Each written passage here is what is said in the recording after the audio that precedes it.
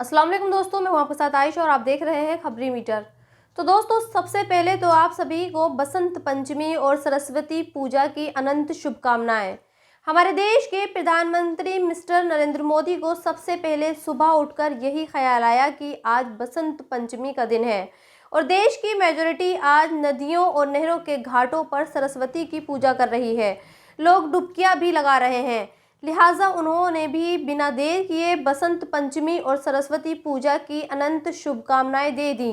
वैसे एक देश का प्रधानमंत्री ऐसा ही होना चाहिए। देश में कुछ भी चलता रहे, उसे एक खास कम्युनिटी और ख़ास आबादी के त्योहारों को नहीं भूलना चाहिए और सुबह उठकर सबसे पहले काम यही करना चाहिए।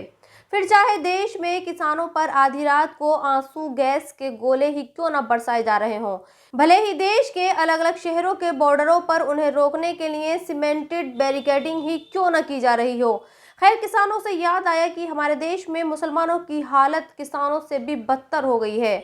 अब आप सोचेंगे कि किसानों और मुसलमानों का भला क्या कंपैरिजन है।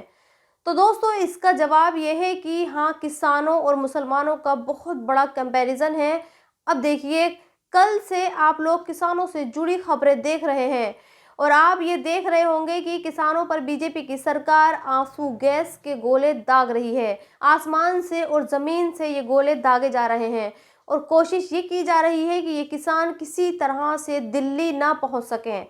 लेकिन बेचारे मुसलमान तो पिट भी रहे हैं और उन्हें पिटाई भी उन्हीं देनी पड़ रही है। आज मैं आपको देश के अलग अलग हिस्सों से मुसलमानों से जुड़ी कुछ खबरें दिखाऊंगी, जिसके बाद आप ये जान पाएंगे कि असल में मुसलमानों की हैसियत आज की डेट में ज़ीरो हो चुकी है। लेकिन उससे पहले आप जल्दी से मेरे चैनल को सब्सक्राइब कर दीजिए, क्योंकि जब तक आप सब्सक्राइब नहीं करेंगे तो आपको मेरे नए वीडियोस नहीं मिल पाएंगे। तो दोस्तों, बात दरअसल ये है कि आपको मुंबई के मीरा भयंदर के दंगे तो याद होंगे। कम शब्दों में आप ये समझ लीजिए कि जैसा कि आमतौर पर मौजूदा वक्त में हमारे देश में होता है कि पहले धार्मिक यात्रा गुजरती है और फिर दंगे होते हैं। दंगों का कोई भी जिम्मेदार क्यों ना हो, भुगतना मुसलमानों को ही पड़ता है। अब इसी मुंबई के मीरा भयंदर दंगों में पुलिस ने 8 एफआईआर दर्ज की हैं, जिसमें 4 एफआईआर करने वाले मुसलमान हैं और 4 एफआईआर करने वाले हिंदू हैं।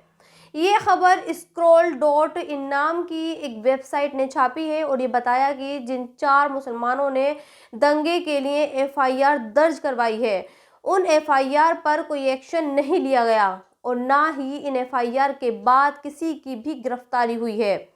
जबकि बाकी जो 4 एफआईआर हुई हैं वो हिंदुओं की तरफ से हुई हैं और इन एफआईआर के बारे में ये कहा जा रहा है कि पुलिस ने खुद से सू मोटो लेकर मुसलमानों की गिरफ्तारियां कर ली हैं। सोचिए, जो देश अंबेडकर के बनाए कानून के हिसाब से चल रहा है, उस देश में पुलिस एक खास मेजोरिटी और एक खास मजहब के लोगों के लिए काम कर रही है। और सिर्फ यही नहीं, हल्द्वानी में भी ऐसा ही कुछ हुआ है। ये बेचारी औरतें टूटे और जख्मी हाथों को लेकर अस्पताल में भर्ती हैं और इन्होंने हल्द्वानी छोड़ दिया है। जानते हैं क्यों? क्योंकि इनका ये आरोप है कि पुलिस ने इन्हें घर में घुसकर मारा है। इनके बच्चों को पुलिस उठा कर ले गई है। एक रिपोर्ट के मुताबिक हल्द्वानी के 500 मुस्लिम घरों में ताले पड़े हैं और अब आपको द वायर में पब्लिश ये रिपोर्ट दिखाते हैं। ये रिपोर्ट कश्मीर के बारे में है। पहले आप ये जानिए कि कारवां की इस रिपोर्ट को अब सरकार ने हटाने के लिए कहा है और ये कहा है कि अगर कारवां ने कश्मीर के बारे में लिखी गई इस रिपोर्ट को नहीं हटाया तो सरकार फिर इस पूरी वेबसाइट को ही बंद कर देगी। यह साफ साफ लिखा है कि union government uses IT act to attack press freedom, ask Caravan to take down report on army torture and Jammu Kashmir civilians।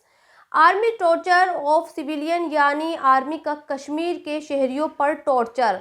चलिए, अब आपको थोड़े से शब्दों में ये बताती हूँ कि कारवां ने वो कौन सी रिपोर्ट छापी है जिसे सरकार डाउन यानी हटाने के लिए कह रही है। दरअसल कारवां की ये रिपोर्ट कश्मीर के उन 3 नागरिकों के बारे में है जिनकी मौत 22 दिसंबर 2023 को अज्ञात सोल्जर्स ने की थी और ये लोग आर्मी की कस्टडी में मारे गए थे। हालांकि उस वक्त मीडिया ने इस रिपोर्ट के बारे में बताया और ये हेडलाइंस भी बनी थी कि आर्मी की कस्टडी में 3 लोगों की मौत हुई है और उस वक्त आर्मी ने ये कहा था कि वो इस मामले की जांच कर रही है कि इन लोगों की मौत आर्मी की कस्टडी में कैसे हुई। लेकिन जानते हैं इन तीनों लोगों को क्यों मारा गया था। इन तीनों लोगों को एक आर्मी ऑफिसर ने मारने के ऑर्डर दिए थे। इन तीनों लोगों को एक आर्मी ऑफिसर ने मारने के ऑर्डर दिए थे और सिर्फ यही नहीं बल्कि इसी दौरान कश्मीर से अलग अलग घरों में पूरे 25 लोगों को उठाया गया था और उन्हें इतना टॉर्चर किया गया कि उनमें से 3 की मौत हो गई। और अब जबकि ये खुलासा हो गया है कि जो 3 लोग आर्मी की कस्टडी में मारे गए थे उनकी वजह क्या थी, तो सरकार कारवां की इस रिपोर्ट को डाउन करवाना चाहती है। और आपको ये लगता होगा कि हिंदुस्तान में मुसलमान होना आसान है और मैं मुसलमानों और किसानों की तुलना क्यों कर रही हूँ।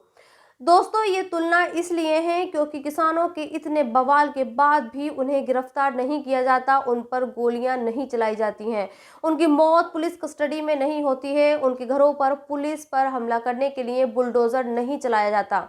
और हाँ, एक और बात मैं आपको बता दूं, कल कृषि मंत्री अर्जुन मुंडा ने एक बयान दिया और ये कहा कि किसानों का ये आंदोलन दरअसल एसएसपी को लेकर है कि नहीं, बल्कि इस आंदोलन का मकसद कुछ और है और ये लोग आंदोलन की आड़ में हिंसा को बढ़ावा देना चाहते हैं। सोचिए अगर मुसलमानों के बारे में ये सरकार को ये इंफॉर्मेशन मिलती तो क्या अब तक सरकार खामोश बैठी रहती? यकीनन नहीं। लेकिन किसानों के मामले में सरकार उन्हें बातचीत के लिए बुलाती है और मुसलमानों पर सीधे एनएसए और यूपीए जैसे काले कानून लगाए जाते हैं।